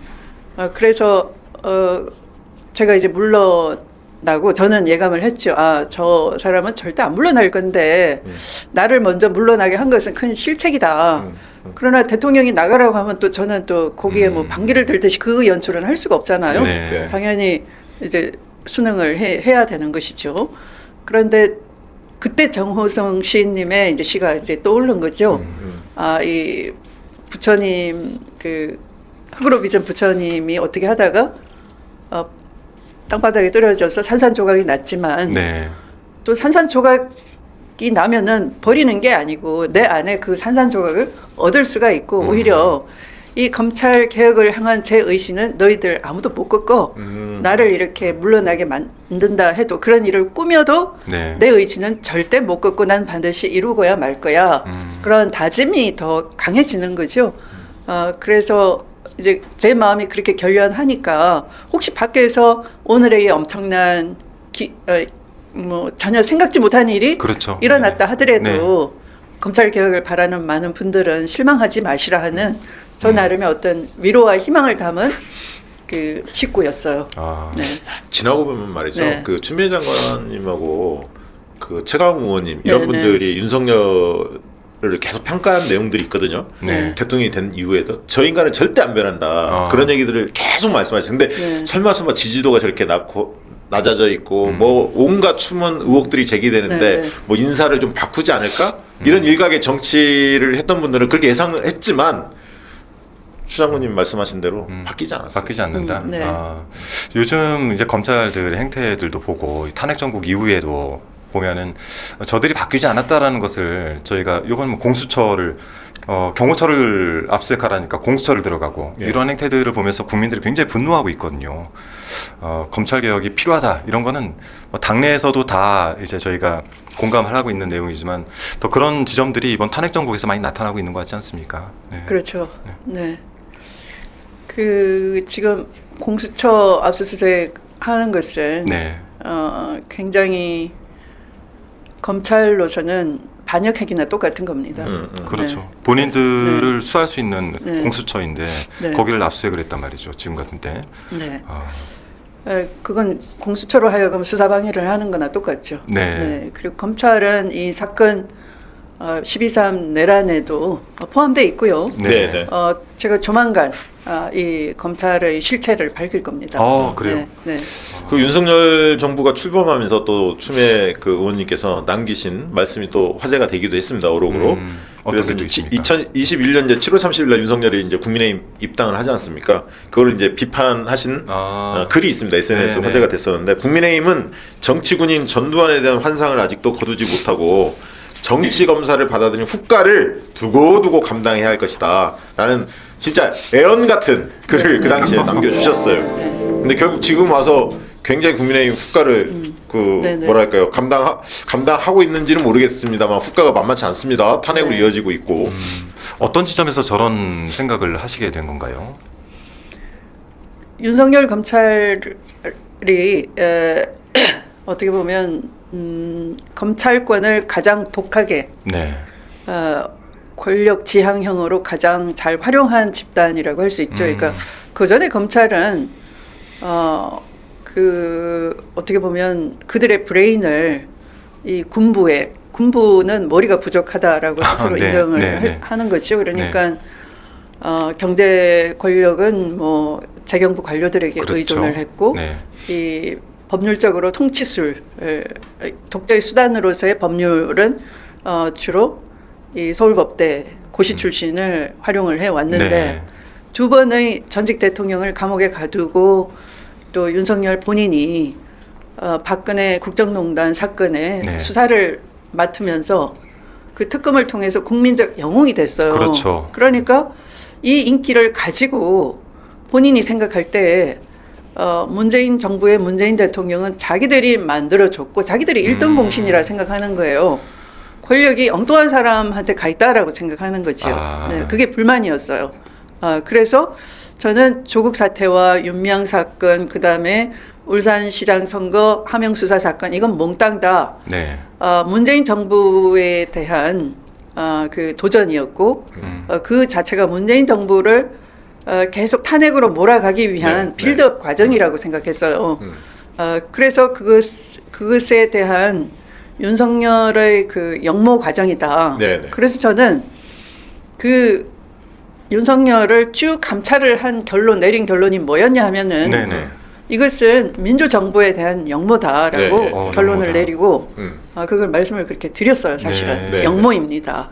네. 그 당시에 이제 방송에서 항명, 윤석열의 네. 항명이다 이 얘기도 많이 했었는데. 그것은 그냥 저와의 관계에서 네. 법무부 장관의 지휘권 행사에 대해서 당연히 받아들여야 되는데 검찰청법에 따라서 네. 받아들여야 되는데 안 받아들이는 건 거기에 대한 항명인 것이고 네. 이 전반적인 과정 말씀드린 조국 사건을 통한 그 수사 또 청와대에 대한 압수수색 윤미향 사건 네. 이런 것들은 단순히 윤미향 개인을 겨냥한 것이 아니라 네. 그 한일 관계에서 위안부 합의는 굉장히 한 변곡점이었어요. 네. 국민 정서와 그 일본과의 관계, 네. 그리고 그걸 잘못 건드린 이 박근혜 정부, 또 이것을 사법부가 어떤 사법부의 민원을 해결하기 위해서 네. 이 사건을 좀 비틀잖아요. 네. 네. 그런 것들을 볼 때 네. 이것은 윤석열이 우리나라의 그 한미일 간의 관계에도 그 자기 정치 환경을 위해서 활용을 하는 것이고 또 검찰권도 자기가 그 인기몰이를 계속 해가면서 당시의 정권, 자신을 검찰총장으로 임명해준 정권을 국민과 민심 위반을 자꾸 벌리려고 하는 네. 모종의 계획의 연장선이다라고 결론을 내렸고 네. 그래서 그걸 저는 저가 내린 종합 결론은 역모였어요. 역모였다. 역모라고 보고를 드렸어요. 네. 그런데 대통령님께. 네. 그런데 이제 당시에는 믿으셨지만 네. 저와 제가 눈을 맞추면서 제가 일일이 자료 근거 제시하면 믿지만 저는 그 자리에서 그 순간 보고하고 가는 거죠. 그럼 그 다음부터 이제 네. 대통령을 둘러싼 것은 청와대 참모들이고 또 언론의 눈치를 보는 것이고 네, 네. 그렇기 때문에 흔들릴 수가 있는 거잖아요. 제가 내린 결론은 역모였고 결국 네. 지금도 국민에 대한 역모인 거잖아요. 그렇죠. 네, 끊임없이. 변하지 않네요. 네, 네. 안 변하는 그 거죠. 당시에 네. 장관 그만두시고 네. 뭐 한 달이 안 됐을 때 제가 뵀어요. 아. 뵀는데 그때 화가 안 풀려갖고 진짜 네, 그때는 네. 얼굴이 네. 네. 불그락불그락 했어요. 진짜 네, 네. 그 얼굴 상태가 너무 안 좋으신 거야. 건강이 되게 걱정이 됐고 네. 그때 네. 그 가슴 잘자란 이야기를 개인적으로 들은 적이 네. 있었는데 그래도- 총선 얘기 이제 해보죠. 그 얘기. 네. 왜냐하면 이 하남에서 네. 도전했는데 하남 갑 지역이 네. 정말 어려운 지역이거든요. 민주당으로서는 네, 네, 네. 거기 이제 어르신들 많이 분리가 사는 된 지역구니까. 그죠. 도농 복합 지역인데 농촌 기반의 지역이 네. 하남 갑인데 네. 야 서울도 아니고 네. 경기도 그 하남까지 네, 네. 도전하기가 쉽지 않은데 당에서 아마 그 지역을 반드시 이겨야 한다라고 네. 아마 의원님한테 미션을 주신 것 같아요. 쉽지 않은 지역인데 흔쾌히 받아들였단 말이죠. 그 당시 어떤 심경이었습니까? 뭐 당 대표까지 지냈으니까 이제 당이 그 앞에 뭐 이 지난 총선 과정이 이재명 대표가 주로는 당원들의 의사에 따라서 네. 공천 혁명이라고 할 정도로 그렇죠. 공천 개혁을 해냈잖아요. 네. 그런데 제가 당 대표를 지내면서 너무 잘 알죠. 네. 이 공천이 얼마나 힘든지. 네. 네. 그래서 막바지에 이제 거기를 가주라라는 것을 그럼 당 대표까지 지내서 그 어려움을 잘 아는데 아니 거기 당 대표를 이렇게밖에 예우하네? 이럴 수도 없는 거예요. 털 네. 달기가 어렵군요. 그래서 알면서도 이제 가는 네, 거죠. 네. 그런데 정말 막바지에 거의 네. 총선 한 달도 안 남겨놓고 그러니까요. 야, 네, 진짜. 이제 가서 보니 네. 그 이미 그 여러 차례 여론조사를 한 흔적이 있고 네. 성향상 뭐 민주당이 쉬운 지역은 아니었어요. 아니었어요. 예, 아니었습니다. 아니었는데 이제 워낙 저쪽에서 이채양명주로 민심을 잃었기 때문에 사실은 여론조사에서는 골고루 온 그 선거구 안에 있는 여러 동네별로 여론조사 꽃인가요? 거기서 이제 했었죠. 좋은 한 10 뭐 몇 %인가 뭐 앞서고 좋은 있었죠. 예. 결과가 있었죠. 네. 네. 그런데 이제 막상 뚜껑을 여니까 네. 뭐 거의 그 이른바 원도심이라 할 수 예. 있는 동네에서는 좀 그 불리한 쪽도 있었고. 네. 그래서 새벽까지 네, 많은 사람들이 조마조마 네네네. 엎치락 뒤치락 막 했어요. 했는데 네. 한두 시간 네. 발표가 안 되고 이제 네. 멈춰 있었어요. 근데 사실 네. 저는 네. 저희 박시영 TV에서 개표 방송 했는데 보좌관을 잘 아니까 전화했더니 이겼습니다. 2시간 전에 들었거든. 근데 선관위에서는 계속 멈춰 있는 거야. 개표가 안 되고. 그러니까 막 사람들이 저희 방송 보면서 네. 오 박시영 TV에서 이겼다고 하는데 왜 공식적으로 이게 안 뜨냐 선관위. 네. 제가 이거 기록을 보니까 네. 진짜 아슬아슬하셨네요. 보니까 네. 감일동에서 57%를 얻으신 거를 제외하고 네.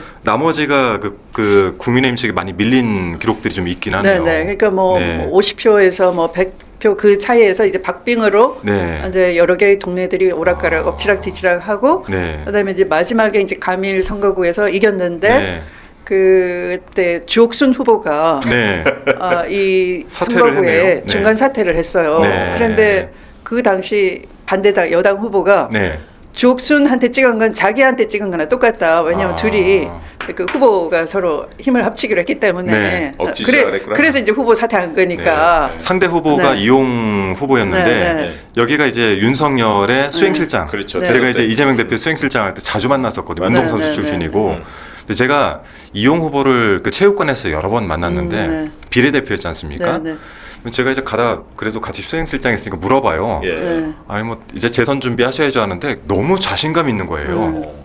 그 느낌에서 아, 이 사람 어디 내정 받았구나. 네. 근데 하남 갑인데 추미애 의원님께 선배님께서 네. 그쪽으로 가신다는 얘기를 듣고 아 이게 어떻게 될지 저도 그 투표 결과를 끝까지 봤는데 안 나오는 거예요 결과가. 안 나오죠. 계속 멈춰 있었어. 아 그래서 저도 마음 졸이면서 봤던 네, 그런 네. 기억이 있습니다. 그래서 이제 그 주옥순 후보 표를 본인 표를 해달라고 실갱이를 막 하니까 발표가 그렇게 늦었던 거예요. 아. 네. 그리고 진짜 억지다. 그리고 이제 최근에는 뭐 이런 얘기 하잖아요. 그 해당 선거구, 그러니까 해당 동의 인구보다 네. 또는 해당 동의 선거인단보다 네. 어떻게 그 투표자 수가 더 많으냐 이런 주장을 하는 거예요.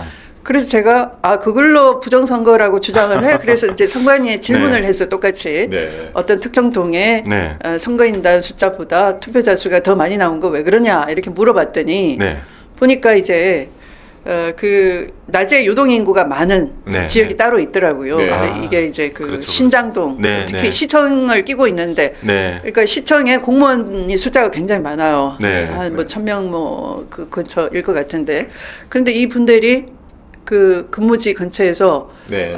사전 투표를 많이 하잖아요. 네, 예. 그렇죠. 그러니까 사전 투표를 그 시청이 소재한 그러니까 사전 투표 네네. 때는 한 동에 한 투표소밖에 그렇죠. 없어요. 네네, 맞습니다. 네. 그러니까 길 하나 건너면 줄 안 섰어도 투표할 수 있는 거예요. 그런 거 감안을 안 했구나. 그래서 네. 거기 딱 건너가가지고 거기에 집중적으로 투표한 거죠. 그러니까 이 직선거리에 가까운 투표소에 가서 투표를 하다 보니 네. 그 동네는 이 선거인 수보다 많아져 버린 거예요. 이 시청 직원들 때문에. 네. 그러니까 그런 걸 감안하지 않고 그냥 네. 그걸 가지고 뭐 이렇게 유튜브 같은데 돌리고 이게 전체적인 우기고 숫자는 맞는데 동별로 그런 차이가 있더라. 네. 네. 그런 주장도 신박하긴 하네요. 그리고 또 화제가 된 게 이번에 탄핵 가결됐을 때 네. 저 눈물을 좀 흘리셔서 네. 많은 맞아요. 분들의 관심을 모았는데 그때 탄핵이 가결된 순간 4년의 시각들이 고통으로 제 안에 각인되었기에 맺힌 것들이 일시에 터져 나오는 느낌이었다 이렇게 말씀을 주셨는데 그때 네. 기분이 어땠습니까 심정이? 이거죠 뭐 그 사실은 대체로 검찰 개혁에 이 현재 일하고 있는 검사들은 둔할 수밖에 없어요. 익숙해지니까. 네. 그리고 그 권한이 그 막강한 수사권이나 기소 독점권이 당연한 걸로 생각할 수밖에 없어요. 네. 일에 몰두하다 보면 그러는 거죠. 네네. 그런데 검찰 개혁에 그 헌신해준 분들은 그 조직 안에서 몇 명 되지 않아요. 네. 그리고 대체로 수세적이고 고생들을 많이 하셨죠. 조국 장관 이후에. 네. 그리고 이제 제가 장관으로 들어가서 이제 저를 믿고 따라 주었던 것도 제가 미리 그분들하고 무슨 인적인 관계가 있었던 것도 아니고 오로지 그분들 입장에서는 정말 이제는 검찰이 본연의 자세로 그냥 그 수사에서는 손을 떼고 기소에 집중을 하고 네. 또 수사가 잘못되면 그걸 법률적으로 인권을 침해하지 않았는지 그런 검사 본연의 자세로 그 수사의 적법성을 통제하는 기관으로 돌아가는 게 맞겠다. 이렇게 이해하시고 이제 저와 함께 일을 했던 분이 네. 뭐 거의 10손가락 안에 드는 거죠. 정말 순수한 열정으로 일하신 분들인데 이분들이 제가 물러남으로써 이제 갈 방향을 잃어버리고 그다음에 공격의 대상이 이제 되기도 하고요. 인사의 대상이 돼서 네. 좌천되기도 하시고 저 법무연수원에 가서 계속 고통 속에 있기도 하고요. 그러니까 유폐된 거죠. 네. 이제 그분들 생각하면서 어떤 분은 그 윤석열로부터 집요하게 보복 수사를 당하시기도 하고 그러니까 어떤 실수 가지고 뭐 크게 부풀려 가지고 네. 계속 재판에서 괴롭히고 그런 걸 당한 분들이 몇 분 있어요. 네. 그분들 생각하면서 이번에 왜 이상현 그 특전사 1공수 여단장이 네, 이렇게 1공수 말을 했죠. 네네네.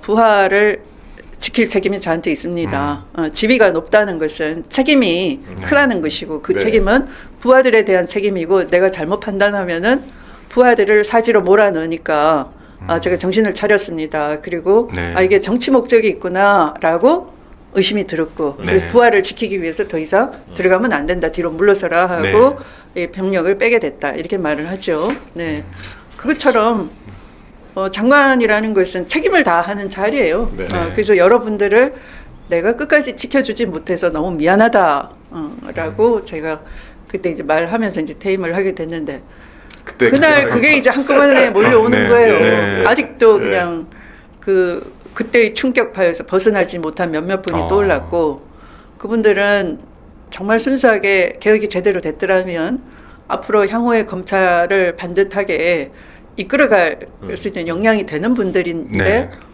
본의 아니게 그 천직으로 알았던 길에서 그만두거나 일탈을 하거나 다치거나 상처 입거나 네. 했단 말이에요. 그래서 너무 미안한 거죠. 회복도 안 되는 것이고. 그렇죠. 네. 정말 네. 장관을 하셨던 입장에서 네. 내 생각을 따르고 네. 그래서 그 조직 내에서 욕먹을 각오를 하고 따랐던 분들을 놓고 나오는 심정이 네. 좋지 않으셨을 텐데 의원님께서는 어쨌든 2017년에 그 박근혜 탄핵 정국을 이끄셨던 당 대표셨고 네. 또 이번 탄핵 국면에서 이렇게 눈물도 좀 나시긴 했지만 이재명 대표 체제 아래서 또 이 탄핵 정국을 이끄는 모습을 옆에서 같이 네, 네. 지켜보셨는데 두 개 사안이 같아 보이기도 하고 또 달라 보이기도 한단 네, 말이죠. 요번에 이제 이재명 대표께서 이 탄핵 정국을 이끄는 모습을 예전 경험에 빗대어서 보실 때 어떻게 바라보셨습니까? 저는 그때 그러니까 당이 좀 시끄러웠어요. 네, 근데 그렇죠. 지금은 굉장히 그때의 경험을 했기 네, 때문에 서로 이제 절제하는 모습들을 많이 보였어요. 한 예로 네. 그때는 정말 사상 초유죠. 네. 그러니까 박근혜가 던지는 공에 휘청휘청 넘어가는 거예요. 그렇죠. 네, 내가 여자 대통령인데 그냥 우아하게 물러나게 해주세요. 그때도 뭐 하야 얘기도 네, 나오고 네. 있었을 하야 할 텐데. 테니 네. 그냥 그때 좀 대선이 좀 늦으면 어떠냐. 내가 점잖게 물러나게만 해다오. 네. 그 사이에 무슨 과도내각, 거국중립 내각을 하면 되지 않느냐. 다 비슷한 얘기가 계속 나오는군요. 국회가 추천해주면 내가 그거 다 받아들일게 이러는 거죠. 네. 그런데 실제 거기 넘어가서 네. 막 흔드는 분들이 있었어요. 맞아요. 그 김병준 그 총리 네, 카드도 네. 있었잖아요. 네, 그거는 이제 초기에. 네, 초기에. 그래서 그분은 끝까지 소리로 하다가 나가버렸고, 그 다음에 이제 뭐 원로에 해당되는 두 분이 서로 이 총리가 내심 마음에 있었던 것 같아요. 서로 자기 각축. 욕심들이 또 어떤 있었고. 분은 문자로 뭐 그 박근혜 청와대에서 총리하라는 문자 이렇게 내놓고 보고 있고 하는 게 뒤에서 찍히기도 하고 우리 당의 어떤 의원님 그 문자 아직도 갖고 있어요. 네, 그런 분도 있고 힘드셨네요. 그리고 실제 청와대까지 갔다가 네. 박근혜한테 딜을 제의한 적이 있었어요. 네. 맞아요. 나한테 다 맡기고 그러면 내가 개헌도 할게. 네. 그랬더니 박근혜가 거기까지는 내가 줄 생각이 없어요. 해서 이제 결렬이 됐죠. 그리고 다시 국회에 돌아오신 분이 있고 이제 그러니까 광장에서는 빨리 탄핵을 끊어내라. 시켜야 되는데 민주당 탄핵 당론이 안 모아지는 거죠. 그러니까 제가 다치겠는 거예요, 국민들이. 네. 이 광장의 실수를 기다렸다가 계엄을 할 수도 있고. 그때 계엄 네. 가능성을 처음으로 언급하셨잖아요. 네. 그래서 그때도 내가 계엄 정보 갖고 있는데 계엄하지 마. 네. 이제 이렇게 김을 빼버렸고. 근데 욕은 저 혼자 다 먹었어요. 뻘짓한다고. 근데 우리 편끼리도 막 욕을 해요, 저한테. 헛발질했다 이렇게. 그다음에 이제 거국 내각의 흔들리는 정치 야심가들을 아니까 네. 의원들도 거기 따라가는 거예요. 거국 내각에 장관하면 좋잖아요. 네. 아유. 그러면 한 팀이 10명 되는 거니까. 그래도 그 상황에서 이제 자기 욕심 챙긴다는 게 한 수십 명이 이제 혹시 그 명단에 들어갈 수 있나 해서 네. 아침마다 모이고 저녁마다 모이고. 또 그랬구나. 그래서 이게 너무 이 여의도가 이 광장의 그 간절함하고는 별개로 놀기 때문에 네. 그 중간에서 정말 힘들었거든요. 그래서 안 되겠다. 사람 다치겠네. 이게 박근혜 만나서 바로 영수회담하고 담판을 해야 되겠다. 이렇게 이제 논의를 모아가지고 영수회담 제의를 했더니 네. 또 욕하는 거예요. 영수회담. 그다음에 당대표 탄핵한다고 그래요. 저기 그 얘기도 있었어요? 박근혜 탄핵해야 되는데 갑자기 당대표 탄핵한다고. 그러니까 그때는 정말 이걸 그 한 방향으로 수습하는 것, 하루하루 탄핵 당론을 모으는 것이 네. 굉장히 힘들었어요. 네. 탄핵 당론도 모아야 되고 네. 또 의석수가 많이 부족했지 않습니까? 네. 김무성 네. 당시에 저쪽을 설득을 했어요. 추미애 네. 당대표 시절에 의원님께서. 그래서 이제 이제 세미나를 열어가지고 그 교수들하고 전직 헌법재판연구관들을 모아서 네. 도와달라고 했더니 이제 거기서 이제 여러 얘기가 나왔지만 제가 볼 때 이게 행상 책임이 가장 의미 있다. 행상 책임. 네. 그게 이제 헌법 수호 책임을 다하지 않았고 앞으로도 할 의지가 없다고 판단이 된다면 네. 이제 이 구체적인 디테일한 증거가 없더라도 네. 이게 탄핵 심판은 결론이 날 수 있다라고 해서 그거 가지고 이제 김무성 대표를 만났는데 김무성 대표는 원래는 그 당에서 제일 먼저 탄핵해야 된다. 왜냐하면 박근혜는 민주주의라는 게 뭔지 하나도 모른다라는 네. 거예요. 이해가 되잖아요. 독재자 아버지 밑에서 그렇죠. 어린 시절부터 교육받고 보냈으니까 권력이란 누구도 도전하지 않는 것이니까 반민주적일 수밖에 없어요. 네. 그런데 이분을 갑자기 대통령 됐다고 다 존중하라 그런다고 되겠어요? 그렇죠. 동생 육사 출신 동생이 알고 있는 군부 세력도 상당한데 국정원장도 다 비서실장도 다 이 별 출신이죠. 네. 네. 그러니까 군인이 없으면 별 아니면 통치가 불가능하다고 생각하는 거예요.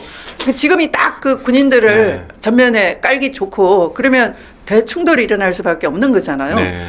그런데 갑자기 김무성 대표도 만나서 설득하려고 얘기를 시켜보니까 박혀 있어요. 대통령이 여잔데 추 대표도 여자잖아. 왜 여자끼리 좀 봐주면 안 돼?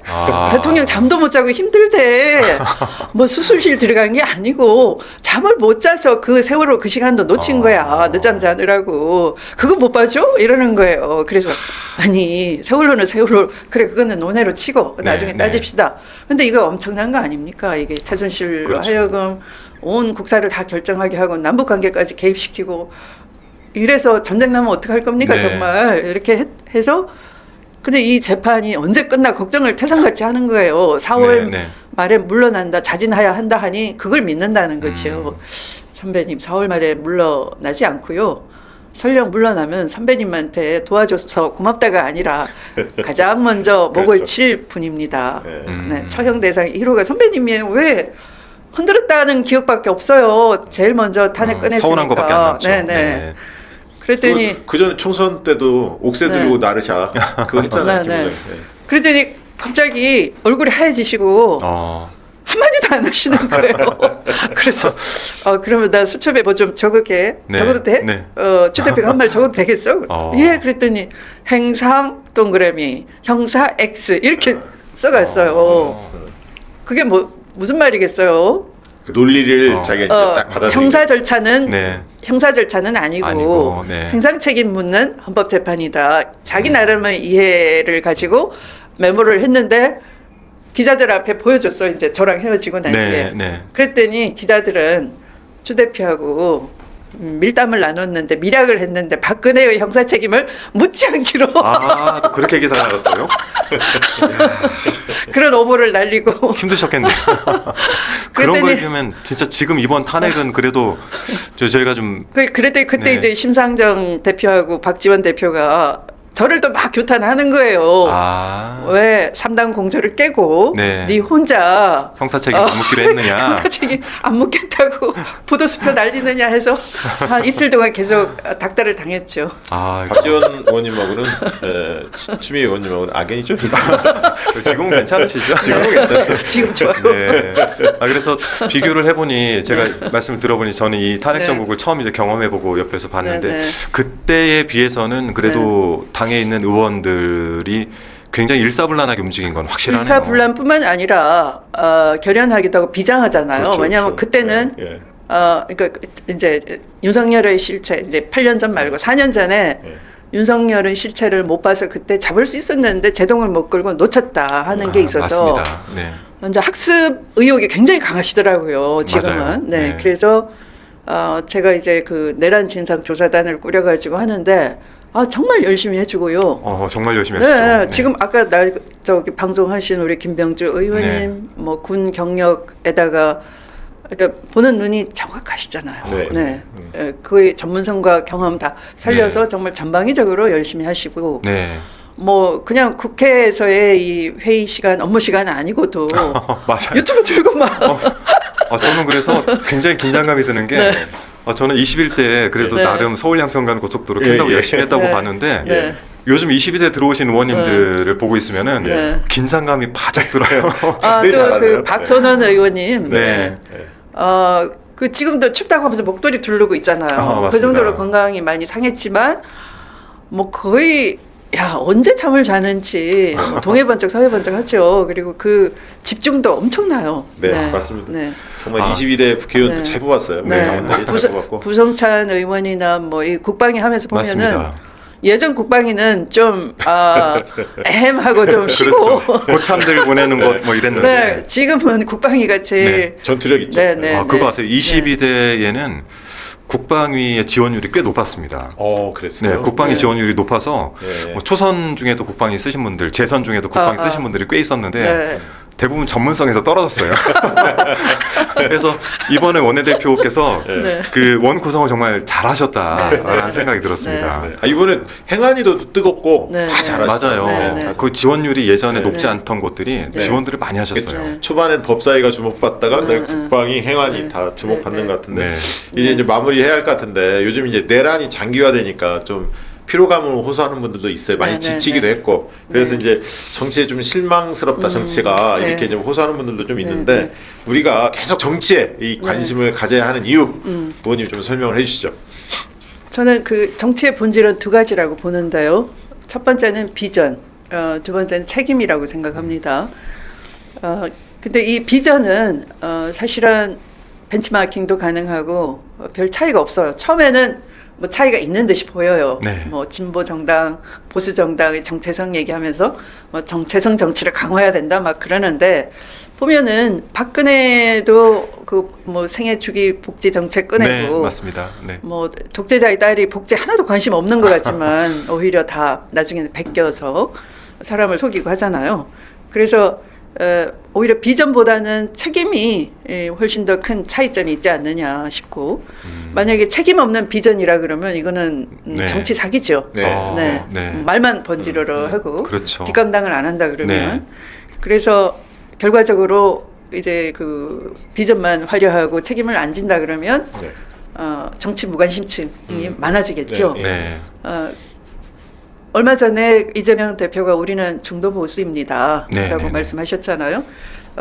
저는 이게 이제 제대로 솔직하게 말씀하신 거다라고 봅니다. 그러니까 비전에서는 좀 중도적이되 네. 또 정치는 앞을 보고 이상적으로 이끌어 가야 되니까 현실을 놓치지 않고 네. 현실에 잘 딛고서 현실의 문제점을 잘 진단을 하고 갈등 요소도 풀어가면서 그러나 정치는 조금씩 앞으로 끌어나가는 거죠. 제자리에 머무는 게 아니죠. 그렇죠. 네, 네. 그래서 그런 의미에서 중도 보수라고 우리를 정확하게 국민들에게 알리셨다라고 보고요.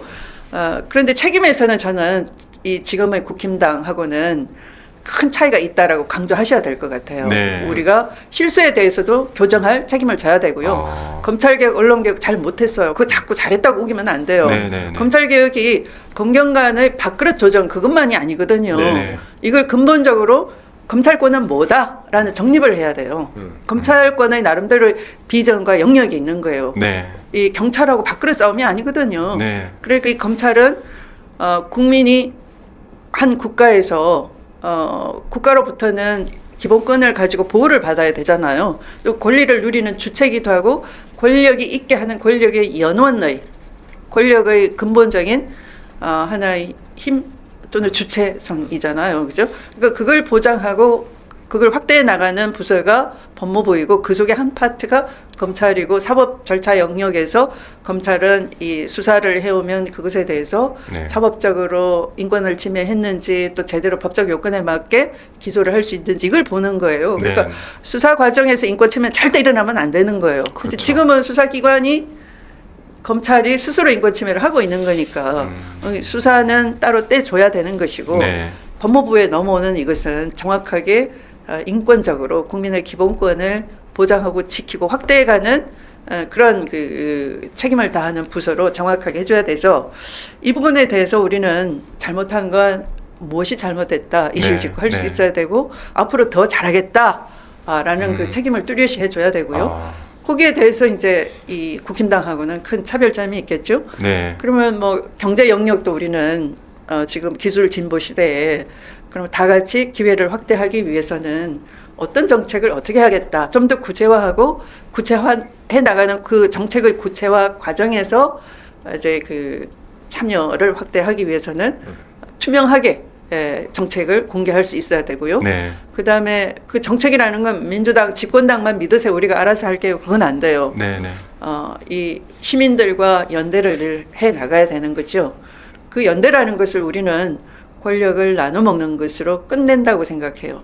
예를 들면 총선 때 비례대표에 적당히 표 나눠주면서 이걸 연대라고 생각하는데 저는 권력 나누기 그 연대를 말씀드리는 게 아니고 그거는 굉장히 일정한 출발점인 거죠.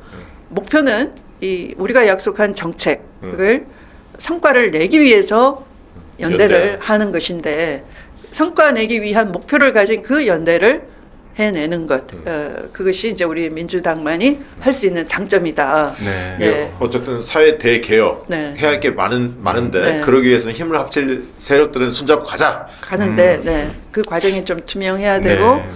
또 책임성을 늘 가지고 있어야 되고요. 책임성 영역에서 우리는 좀 미흡했다라고 네. 솔직하게 인정을 해야 됩니다. 저는 네. 정말 개인적으로 동감합니다. 네. 네. 저희가 오늘 네. 3월 들어서 첫 방송이기도 하고 원래 이렇게 네. 길게 합니까요? 저는 방송을? 이 방송의 큰 특징이 뭐냐면 예. 네. 다른 방송 가면은 예. 왜 시간에 쫓겨가지고 예. 좋은 분들 모시고 말씀 많이 못 듣잖아요. 그렇죠. 그래서 저희는 좀 말씀을 충분히 좀 들어서 이 방송을 통해서 또 듣고 싶었던 이야기들을 네. 우리 이 구독자들 특히 당원들이 좀 잘 듣게 하기 위해서 제가 일부러 시간을 좀 끄는 경향이 약간 있긴 합니다. 오늘 추미애 의원님 너무 네. 말씀이 네. 좋아서 네. 많은 분들이 흡족해 했을 것 같아요. 저도 그래서 네. 오늘은 많이 안 끼어들고 말씀을 좀 많이 청해 들었습니다. 감사합니다. 네. 진행을 아주 잘하십니다. 고맙습니다. 제가 언제 또 이렇게 추미애 의원님 말씀을 이렇게 경청해서 30분 넘게 들을 수 있겠습니까? 네. 네. 자, 오늘 함께 해주신 분들 너무 감사드리고요. 저희 델리민주 구독과 좋아요 꼭 좀 부탁드리고 오늘 첫 손님이었던 추미애 의원님, 네, 오늘 말씀 너무 감사드리고요. 저희가 감사합니다. 마지막 영상은 지난 3.1절 탄핵 집회에 있었던 우리 추미애 의원님의 영상을 마지막으로 띄워드리면서 저희는 또 내일 찾아뵙도록 하겠습니다. 오늘 두 분 감사합니다. 고맙습니다. 감사합니다.